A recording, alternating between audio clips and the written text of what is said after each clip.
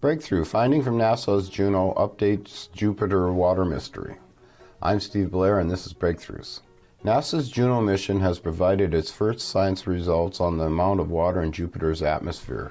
Published recently in the journal Nature Astronomy, the Juno results estimated that at the equator, water makes up about 0.25% of the molecules in Jupiter's atmosphere, almost 3 times that of the Sun. These are also the first findings on the gas giant's abundance of water since the agency's 1995 Galileo mission suggested Jupiter might be extremely dry compared to the Sun. The comparison is based not on liquid water but on the presence of its components, oxygen and hydrogen, present in the Sun. An accurate estimate of the total amount of water in Jupiter's atmosphere has been on the wish lists of planetary scientists for decades. The figure in the gas giant represents a critical missing piece of the puzzle of our solar system's formation. Jupiter was likely the first planet to form, and it contains most of the gas and dust that wasn't incorporated into the Sun. The leading theories about its formation rest on the amount of water the planet soaked up. Water abundance also has important implications for the gas giant's meteorology, how wind currents flow on Jupiter, and internal structure. While lightning, a phenomenon typically fueled by moisture, detected on Jupiter by Voyager and other spacecraft, implied the presence of water.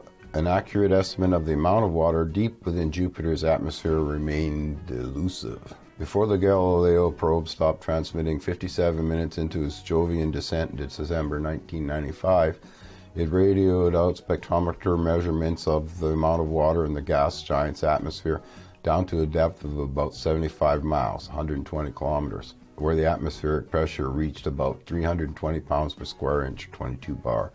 The scientists working on the data were dismayed to find 10 times less water than expected.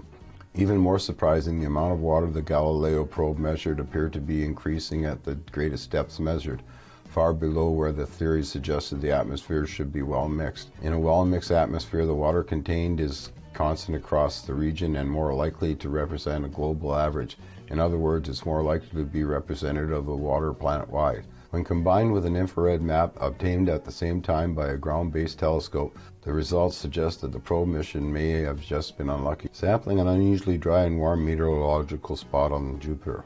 Just when we think we have things figured out, Jupiter reminds us of how much we still have to learn, said Scott Bolton, Juno principal investigator at the Southwest Research Institute in San Antonio. Juno's surprise discovery that the atmosphere was not well mixed, even well below the cloud tops, is a puzzle that we're still trying to figure out.